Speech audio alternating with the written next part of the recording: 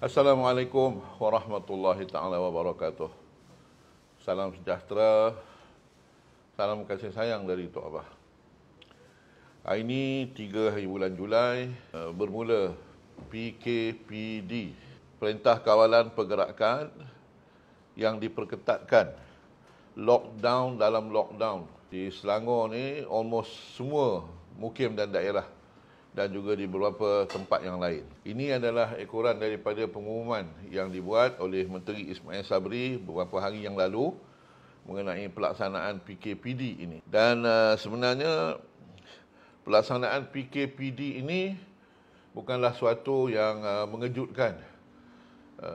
Bahkan secara peribadi bagi Tok Abah, dia suatu yang sebenarnya sudah terlambat. Sepatutnya sebulan lebih yang lalu. Tok Abah masih ingat masa mulanya pelaksanaan PKP 3.0 pada 1 hari bulan Jun dulu. Jumlah kes harian 7,105. Hari ini 3 Julai, kes jangkitan harian 6,658. Selangor yang tertinggi 3,047. Apa maknanya? Sebulan lebih kita membazir masa. Sebulan lebih angka pengangguran bertambah. Sebulan lebih masa terbuang yang menyebabkan lebih ramai orang yang bukan hanya kehilangan pekerjaan dan hilang mata pencaharian, tetapi mereka yang makin terhimpit dan derita kehidupan ini makin bertambah.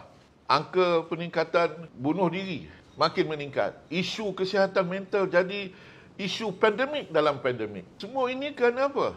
Kerana kedegilan kerajaan Tan Sri Mahyudin Yassin untuk mendengar pandangan dan juga pendapat yang diberikan oleh pelbagai pihak, termasuk pemimpin-pemimpin masyarakat dari pelbagai latar belakang mengenai cara gaya menguruskan COVID-19. Kita dah berkali-kali sebut dalam pengurusan COVID-19 ini, nombor satu, ujian saringannya itu perlu ditingkatkan. Pemberian vaksin perlu dibuat secara lebih agresif. Ini bila ujian ujian COVID kurang, kita lihat angka jangkitan kurang. Bila ujian meningkat, kita lihat angka jangkitan meningkat. Jadi bagi kita yang ialah tak arif dan tidak faham sangat dengan soal pengurusan data ini, semua ini menyebabkan semakin hari semakin bertambah hilang kepercayaan kita kepada kerajaan yang ada ni. Akhirnya kekecewaan rakyat itu dah tak boleh nak dihalang lagi. Bendera putih dah diangkat. Ingat ya, bendera putih itu bukan tandanya mengaku kalah.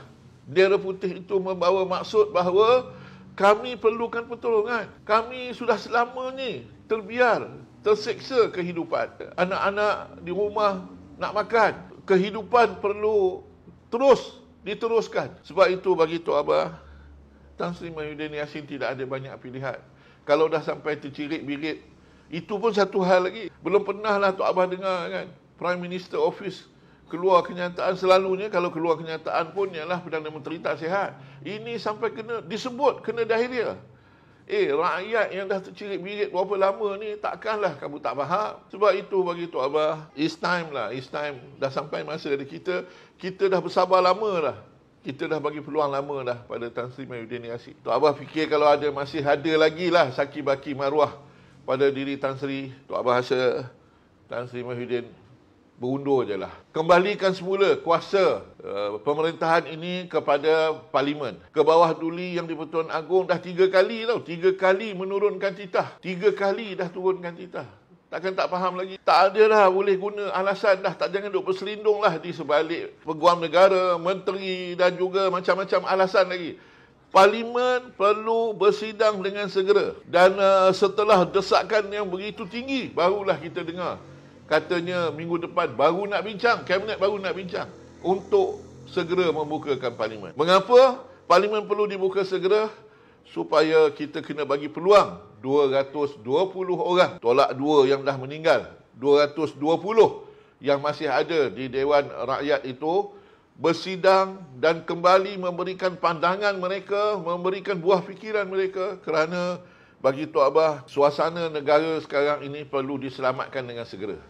Ada kenyataan yang dikeluarkan oleh The Economist yang meletakkan kedudukan Malaysia angka paling corot sekali dalam menguruskan COVID-19 di antara negara-negara yang ada dekat dunia. Dan ini cukup memalukan bagi kita. Sudah sampai masa dan ketikanya Tan Sri Mahyudin secara ikhlas Tok Abah mohon supaya berundur dan kembalikan kuasa kepada Parlimen supaya Parlimen boleh buat keputusan yang terbaik bagaimana cara supaya urus tadbir dan tata kelola negara ini dalam menangani COVID-19 ini dapat dilaksanakan dengan cara yang terbaik.